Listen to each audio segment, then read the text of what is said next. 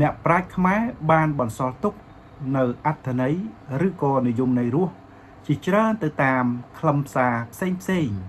សម្រាប់មហាជនដែលយកទៅត្រង់ត្រាប់និងអនុវត្តនៅក្នុងជីវិតពោពេញទៅដោយរសនៃអត្ថន័យភ្លឺថ្លាជំរាបសួរប្រិយមិត្តអ្នកស្ដាប់ So Cambodia ជាទីមេត្រីថ្ងៃនេះយើងលើកយកនៅទ្រឹស្ដីនយោបាយនៅក្នុងសង្គមកម្ពុជាមួយចំនួនដើម្បីធ្វើការពិចារណាហើយក៏ជាហេតុផលនៅក្នុងដំណើរចូលរួមនៅក្នុងកិច្ចការងារសង្គមផងដែរយើងសូមលើកយកនៅទ្រឹស្ដីនយោបាយពីរឃ្លាដើម្បីធ្វើជាមូលដ្ឋានវែកញែកពិចារណាធ្វើជាគោលការណ៍ប្រឡូកក្នុងវិស័យជួយសង្គមជាតិស្របទៅតាមបរិបទនយោបាយហើយក៏ជាដំណរចំពោះការអនុវត្តកុំឲ្យនាំខ្លួនផុងជ្រៅដោយខ្វះនៅការបង្អែកតួយ៉ាងអតីតនៃអ្នកប្រាជ្ញយើងបានលើកឡើងថានៅក្នុងបុព្វហេតុផ្សេងនៃអិសរជននយោបាយជំនាន់មុនជាច្រើនបានបន្សល់ទុកនៅទ្រឹស្ដីសង្គមតែវាមានតម្លៃគ្រប់ទម្រង់នៃគំរូភាពសម្រាប់ការប្រតិបត្តិនាំមកនៅសេចក្តីសុខនៅលើផ្លូវជីវិតនយោបាយរបស់ខ្លួនក៏ដូចជាមជ្ឈដ្ឋានមុខងារផ្សេងលក្ខណៈហើយសម្រាប់ទ្រឹស្ដីនេះSo Cambodia បានស្រង់ចេញពីកវីនិពន្ធខ្មែរដ៏អស្ចារ្យដោយចង្អុលបង្ហាញនៅពាក្យថាកុកស័ព្ទនិងកុកសតើមានរសអត្ថន័យខុសគ្នាបែបណានៅពេលដែលយើងអាននិយមន័យរួមនៅក្នុងអត្ថន័យនោះទើបយើងបានដឹងថាពាក្យថាកុកស័ព្ទនេះគឺជាពន្លឺដ៏ចាំងចាច់ពេញនៅមាគានៃជីវិតរបស់មហាជនទូទៅនៅពេលដែលអនុវត្តនៅក្នុងសង្គមដោយដែលអស់លោកអ្នកបានស្គាល់ហើយកុកស័ព្ទគឺជាពពុះកុកដែលមានសម្បុរសលាយត្រសក់វាមិនមែនជាកុកសនោះទេ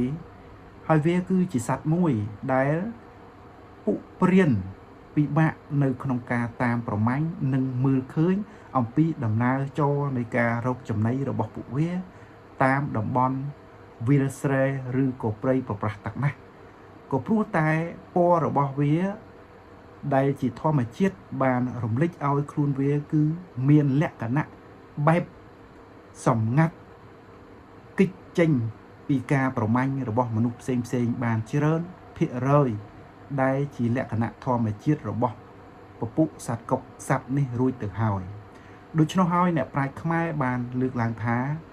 បើយើងរស់នៅក្នុងសង្គមចូលប្រឡូកនៅក្នុងកិច្ចការងាររកស៊ីកិច្ចការងារនយោបាយក្តីចូលយើងធ្វើខ្លួនដូចជាសត្វកុកស័ព្ទនៅក្នុងអត្ថន័យនេះលោកចង់បញ្ជាក់ថាសត្វកុកស័ព្ទគឺមិនមែនជាកុកដែលបង្ហាញនៅមហិទ្ធិឫទ្ធិនៃអំនួតនៃការបង្ហាញខ្លួនគ្រប់ចំណោមតាមរបត់នៃសង្គមការងារនោះទេក៏ប៉ុន្តែកុកស័ព្ទបានសម្របខ្លួនចូលទៅក្នុងចំណោមគ្រោះថ្នាក់ចូលទៅក្នុងចំណោមការងារដោយគ្មាននរណាដឹងអំពីខ្លួនចូលទៅដល់ទីណាឡើយក៏ព្រោះតែរូបសម្រស់នៃពណ៌របស់ខ្លួនបានមកពីធម្មជាតិនេះធ្វើឲ្យ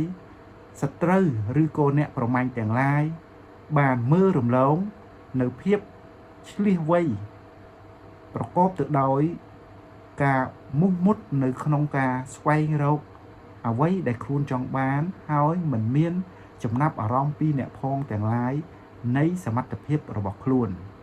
ឬក៏ជាហេតុផលងាយស្រួលសម្រាប់ក្រុមទាំងឡាយណាដែលចង់ប្រមាញ់ខ្លួនត្រង់នេះហើយបានជាអ្នកប្រាជ្ញរបស់ខ្មែរយើងបានឲ្យនិយមន័យថាជាតិជាមនុស្សជាតិនៅក្នុងប្រឡូកគ្រប់កិច្ចការអ្វីៗសូមឲ្យធ្វើដំណើរខ្លួនដូចជាសត្វកុកស័ព្ទវាមិនត្រូវបានព្រានព្រៃឬក៏អ្នកផងទាំងឡាយងាយស្រួលនៅក្នុងការមើលឃើញយល់ដឹងនោះទេក៏ព្រោះតែហេតុផលនៃសម្រស់រូបរាងសម្បុរធម្មជាតិរបស់វាបានបន្ស៊ាំនៅក្នុងបរិយាកាសសង្គមនេះរួចទៅហើយ ដូច្នេះហើយទម្ងន់អត្ថន័យបន្ថែមដែលអ្នកប្រាជ្ញចង់បង្ហាញមកដល់មហាជនទូទៅឲ្យបានដឹងនោះគឺថាបើទោះបីជាយើងមានចំណេះដឹងខ្លាំងពូកែលើសគេយ៉ាងណាក៏មិនត្រូវបង្ហាញទៅតាមអ្វីដែលយើងចង់បង្ហាញនោះដែរvì lúc tra té miên sẵn thà na rồi bọt na để cua nâng bằng hai tụi đó mà nút nẹp phong đại dương tới bằng hai ao vì miến khâm xa ạt thần này nấy chấm này đắng đại dương miến từ can trong mà nút đại từ cá đắp nâng mưa khơi nơi ở quay đại chỉ khâm xa rồi bỏ dương nói một đò chấm nội tì pì ní sau khi một đĩa xong lướt vô nơi ạt thần này nơi biệt thà sắt cọc sòពាក្យថាសត្វកុកសនេះនិយមន័យរបស់អ្នកប្រាជ្ញយើងបានបន្សល់ទុកនិងលើកឡើងជាបន្តបន្ទាប់មកដើម្បីបង្ហាញទៅដល់មហាជនទូទៅនៅក្នុងសង្គមផ្សេងឲ្យបានជ្រាបថាតាមពិតសត្វកុកសគឺជាសត្វស្លូតបូតដោយពុំមានធ្វើឲ្យប៉ះពាល់ស្គៀបរមាស់ទៅដល់មជ្ឈដ្ឋានណានោះឡើយក៏ប៉ុន្តែគឺជាសត្វដែលប្រឈមនឹងគ្រោះថ្នាក់បំផុតដោយសារតែពណ៌សម្បុរធម្មជាតិ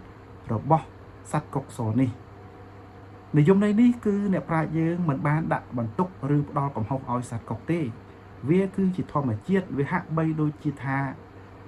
បុគ្គលខ្លះបានកសាងកំហុសទៅកាន់មហាជនទៅកាន់អ្នកដទៃដោយមិនដឹងខ្លួននោះទេត្រង់នេះអ្នកប្រាជ្ញយើងបានបន្តផ្សារភ្ជាប់នៃសត្វកុកសនេះទៅដល់មន់គោកដែលជាមន់ជុលនោះទើបបានជាកំហុសដោយដែលយើងបានដឹងហើយថាអ្នកប្រាជ្ញយើងចង់ចង្អុលបង្ហាញឲ្យកាន់តែមានអត្ថន័យខ្លឹមសារជាក់ស្ដែងនោះថាធ្វើជាមនុស្សនៅក្នុងសង្គមមនុស្សកុំបង្ហាញខ្លួនឲ្យវាអស់អំពីសមត្ថភាពខ្លួនឯងនោះពេកកាលណាយើងបង្ហាញអស់វាហាក់បីដូចជាសត្វកុកសអញ្ចឹងជាពពួកសត្វងាយស្រួលរងគ្រោះពីសំណាក់អ្នកប្រមាញ់ទាំងឡាយឬក៏មជ្ឈដ្ឋានផ្សេងងាយស្រួលកំណត់នៅ